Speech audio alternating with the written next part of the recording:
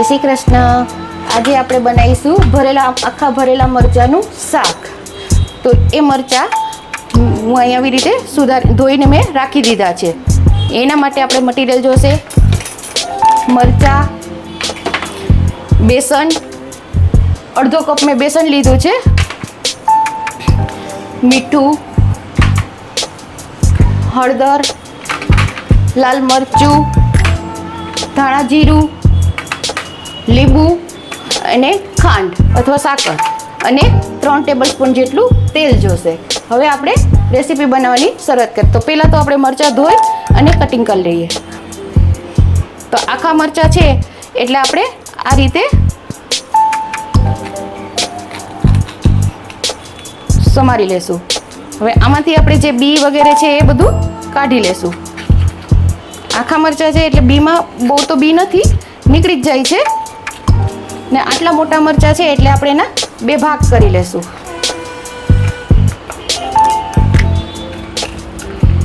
આ મરચાંનું શાક ખૂબ જ ટેસ્ટી લાગે છે। આમાં આપણે ચણાના લોટવાળો અથવા તો સિંગદાળિયાનો સ્ટફિંગવાળો બી મસાલો બનાવીને આપણે બનાવી શકીએ છીએ। તો આજે આપણે બેસનનો મસાલોથી આપણે બનાવીશું। એના માટે આપણે પહેલાં ગેસ ચાલુ કરીએ।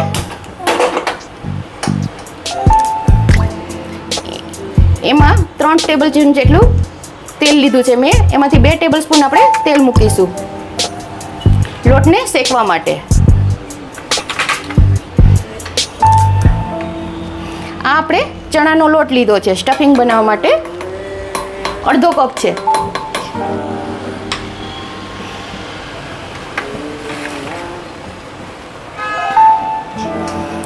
એમાં આપણે મસાલા કરી લેશું।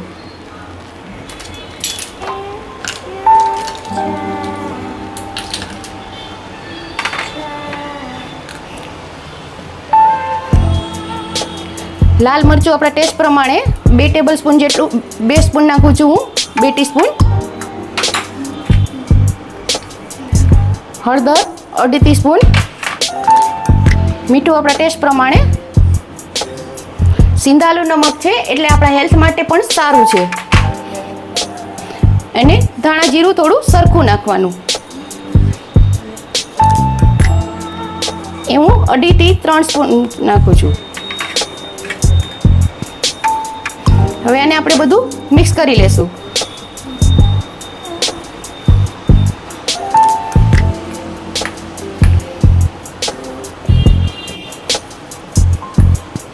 લોટ ચાળેલો જ છે, જરૂર લાગે તો આપણે હજુ લાલ મરચું નાખીશું।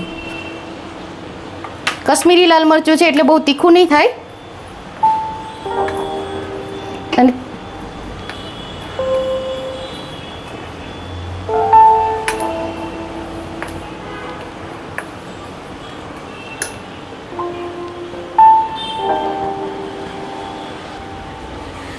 આમાં હું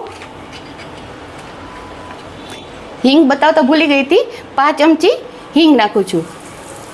તેલ આપણું સરસ ગરમ થઈ ગયું છે અને આવી જ રીતે હું લોટ શેકતી નથી પણ આમાં જ લોટ શેકાઈ જશે શોર્ટમાં।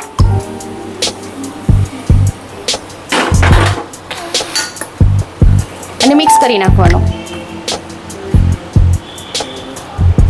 જો સુગંધ બી એકદમ સરસ આવી રહી છે।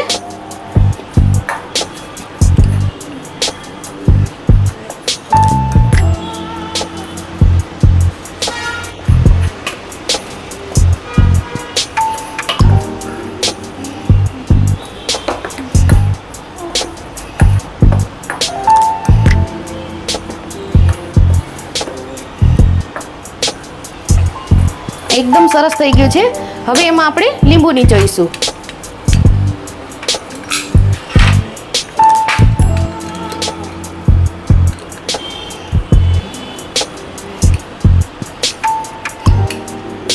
ખટ્ટું મીઠું શાક સારું લાગે છે એટલે આમાં આપણે 1 લીંબુનો રસ જોશે આપણને।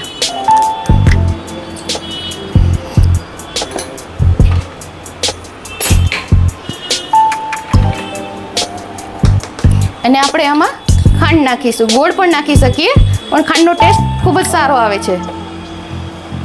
1.5 ચમચી મેં ખાંડ નાખી છે. હવે આપણે આ બધું મિક્સ કરી લઈએ.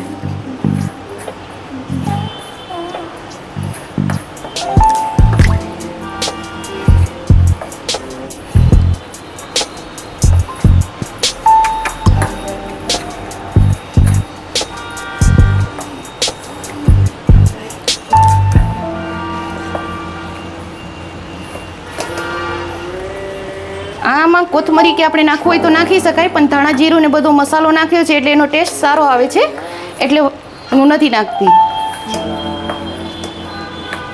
જો એકદમ સરસ મિક્સ થઈ ગયું છે. હવે આપણે મરચાં ભરી લેશું.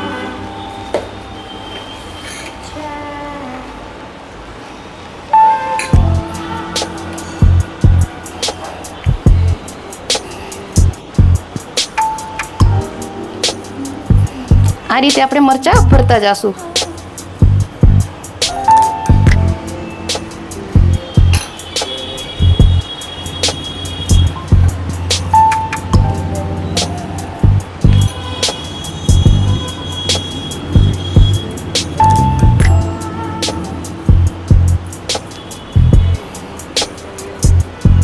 આ મરચાં આપણે આમ ભરી લેવાના છે, તો આખા મરચાં આપણા ભરાઈ જશે. અત્યારે ચોમાસું છે એટલે મરચાંનું શાક ખાવાની બહુ મજા આવશે, ભજીયા જેવો ટેસ્ટ આવશે.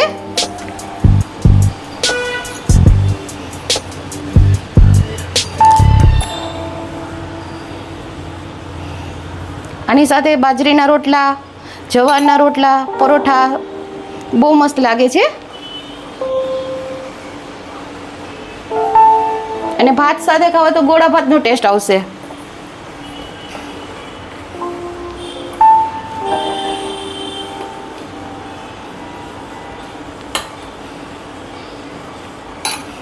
તો આપણા મરચાં ભરાઈ જાય છે. હું મરચાં ભરી લઉં છું. જય શ્રી કૃષ્ણ.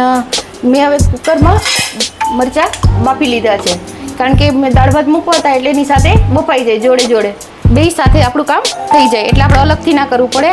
આવી રીતે બાફીને પણ કરી શકાય અને તેલમાં આપણે સોતરીને પણ કરી શકાય. પણ જો એકદમ સરસ બફાઈ ગયા છે,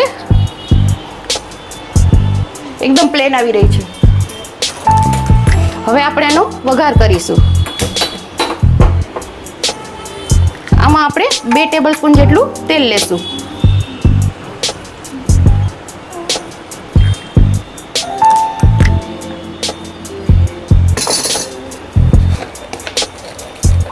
તેલ ગરમ થશે એટલે આપણે ચણાનો લોટ છે તો આપણે પાછું એમાં 5 ચમચી જેટલી આપણે હિંગ લેશું.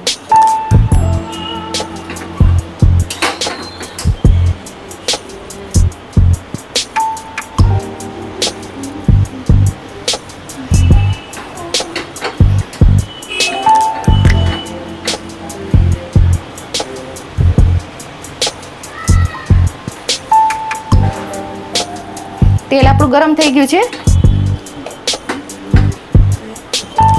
હવે એમાં આપણે આ થોડોક મસાલો સોતરીશું.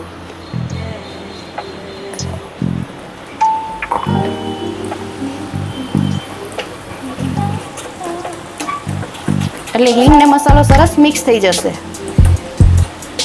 અને એ વઘાર આપણે આ મરચાં ઉપર નાખીશું.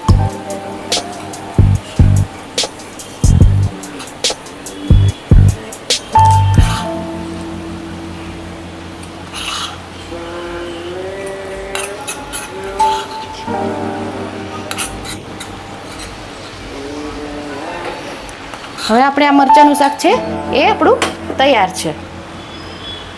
હવે આપણે એને ગાર્નિશ કરીશું.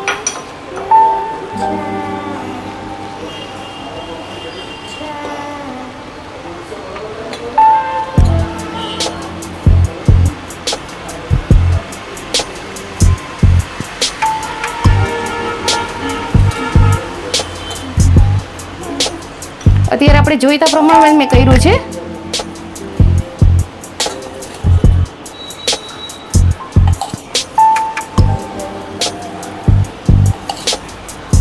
આ મસાલો આપણે આ રીતે મૂકી દઈશું.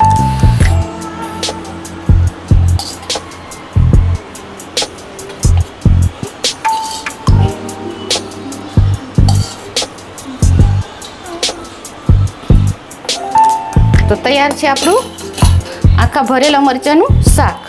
એમાં આપણે થોડી ઉપરથી કોથમરી નાખીશું. જો તમને પસંદ આવી હોય મારી રેસીપી તો મારી ચેનલને લાઈક કરો, શેર કરો અને સબસ્ક્રાઈબ કરો. અને આજની કિચન ટિપ્સ છે, જો આપણે ભાત બનાવવા છૂટા ભાત બનાવવા હોય તો એમાં થોડુંક ઘી 2 ટીપા જેટલું ઘી નાખવાનું અને 2-3 ટીપા જેટલું લીંબુ નાખશું તો ભાત આપણો એકદમ સરસ છૂટો અને સરસ બનશે.